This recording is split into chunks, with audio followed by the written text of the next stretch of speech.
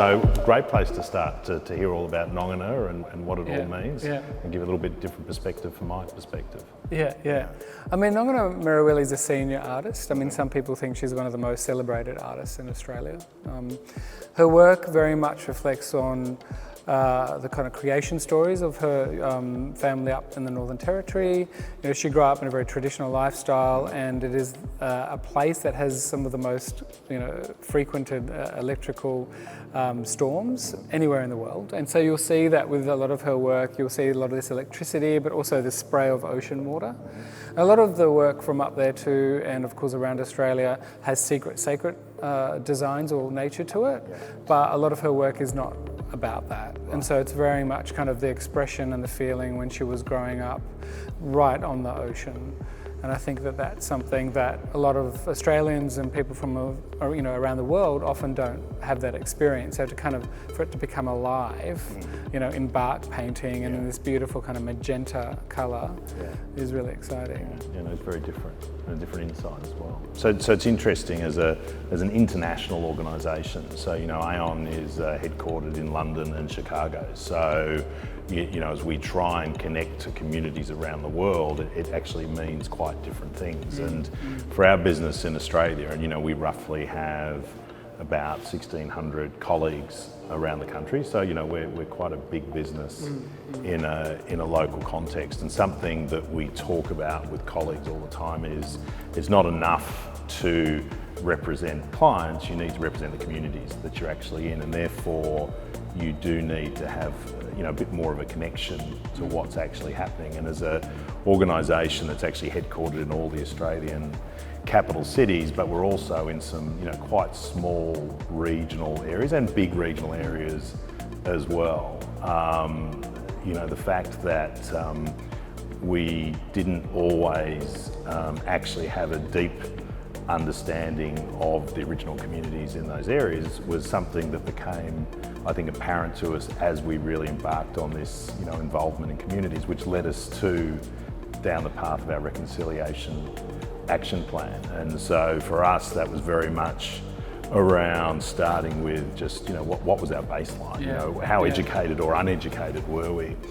And the really interesting thing for us as we embarked on this, and we actually built a cultural awareness program, and what you find in corporate offices is that there's always a lot of compliance type training, and everybody is not as excited about doing that training as the people who provide it to them. But the interesting thing about this cultural awareness training we did, which was all around Aboriginal and Torres Strait Islanders and where we fitted into that community, was actually the only training we'd ever done where we had a 100% response rate without actually asking anybody to do it. So what we realised was there was actually a huge thirst for knowledge, and people just really wanted to know more as we went down that path, which really informed us that it was it wasn't about actually doing it because it was the right thing to do per se. We were doing it because we couldn't really represent I think the values that we espoused unless we sort of went down this path. It's really interesting you mentioned this, this excitement, because for NIRIN, which means the edge in my mother's language, it's Wiradjuri from Western New South Wales, and for the 22nd Bienanle of Sydney, I think that there is this real urgency and excitement to kind of learn more about not only Indigenous cultures in Australia but internationally, because often, even for my own growing up, people often, you become invisible, or people don't understand the cultures that you come from because you don't look or feel or see a certain way, or and I think that this is for many people, but for Aboriginal and Torres Strait Islander people, to kind of therefore show their own works on an international platform with other, not only First Nations artists, but artists of diaspora or other kind of established artists, is exactly that kind of excitement that you're talking about. Because like here, we're seeing Nongana Merawili's work next to Tony Albert's work, who's a First Nations artist from Queensland, but also Elikura over here, who's a First Nations Mapuche artist from South America. But then you have Erkan Özgen here, who's an artist based in Turkey. And then of course over here we have Ahmed Umar, who's from Sudan, who's exiled in Norway. And I think that with this kind of idea of a reconciliation action plan as well. I think that it's kind of a broader international thing that people will be looking at here. It's like, why was Ahmed exiled? It was on the base of his sexuality. Why is it that people may not know about Ngana Mirabili? It's because she's in a remote community. And it's kind of interesting, this kind of crossovers that you're talking about. Yeah, and I think the urgency and more broadly, the conversation around, diversity and inclusion, and certainly if I gave that a perspective in a business world, one of the things that you can imagine, we're charged with doing is growing the organisation, and that means, we have shareholders and that's what we're there to do, and that urgency actually requires new ideas and a differentiation of thought. You can't keep going back to the same strategies, and the thing that, is certainly very much permeated through the Aon world is that urgency to really not only embrace diversity and therefore bring in, different thoughts and different ideas from the very best people you can, regardless of, where they come from or orientation or whatever it might be. But then that next piece around, you've got to be able to include them within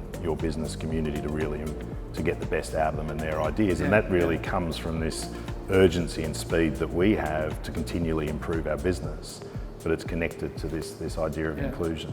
And it's that enthusiasm and excitement, because then people become visible. And that's what I'm so excited about this Bienale and our collaboration, because people are, they're visible, right? You can kind of talk about your diversity, but in a really safe environment. And often I think that in a kind of more popular culture, there are certain kind of dominant narratives and kind of dominant ways to look at cultures or to look at ourselves or sexualities, or it doesn't matter what that is, but they are kind of dominant forms of being.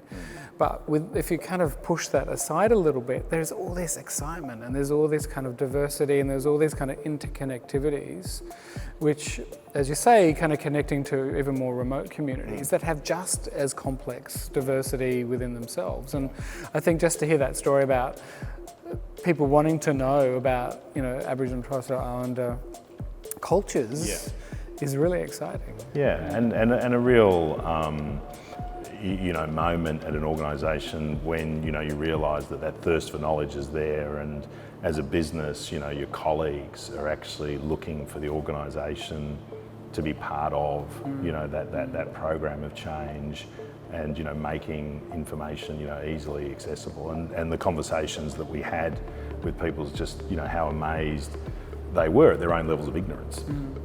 Things that they'd assumed through all the reasons that anybody assumes a fact, but from there, we were told constantly that people's perspectives in a positive way was absolutely changed. And I think the other bit at a deeper community level is, I think people actually felt more empowered to speak up about things that they may have naturally felt uncomfortable about, but they didn't actually know how to go about that or express an opinion without feeling a little bit embarrassed or awkward about it. So, that's that as I said, whilst we represent a corporate community as well, that really does go to the sense of who we are and what we can achieve as well. But I think that facilitation is really important. It's absolutely a corporate environment. This is an art world is very much a corporate environment as well. And in fact, we're living in corporate environments more so than ever. And I think that it's just a way in which how we all work together and how we can transform things together, which is really empowering. And I think that that's something that people are, as you say, there is an urgency for that. Yeah, no, I absolutely agree. And then, for us, and having the opportunity to sort of connect to this exhibition and even have this conversation is part of the next stage of our Emerge, part of our Reconciliation Action Plan, as we think about, we move beyond education and actually to more direct action, and what can we do. And again, the thing that's sort of come out of the Reconciliation Action Plan and the activities that we've held through NAIDOC, etc., is again this urgency within the business around, so what comes next? What are we going to do next? Education's something that's it's very important within our organisation in terms of how people actually arrive corporately through education, but also we do a lot of work in the risk space.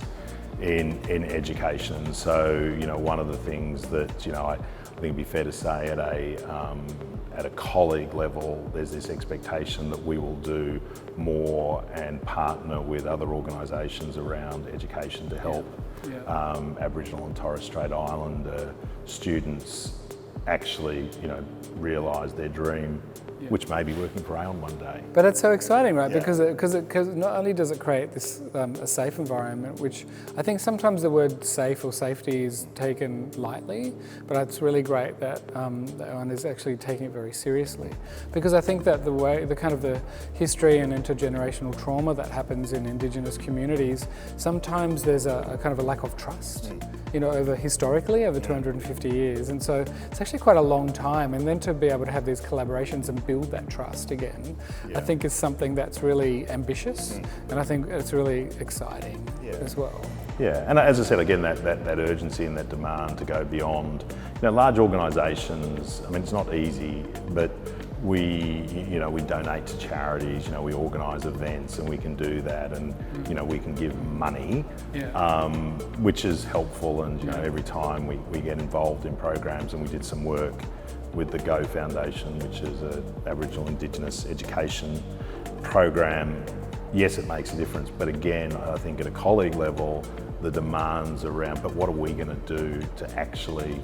What's the next step? What's the next step? What are we going to do to help? How do you go on that journey? Yeah, not just give people money, but how are we actually going to help? And that comes a little bit to, again, coming back to our community involvement. I mean, if you change it slightly and you think about, you know, drought and bushfire and the things that, you know, remote communities face at an economic level. I mean, one thing I'd always say to people, yes, we can give money, and we do, and we donate it to the Red Cross as part of the bushfire appeals, etc. But the fact that we employ people directly in communities and encourage them to be part of those communities, that makes a real difference as well. So it's not this need to be part of something and directly influence something and actually say, you know, we changed it. We didn't just donate money. Becomes more and more important. Yeah.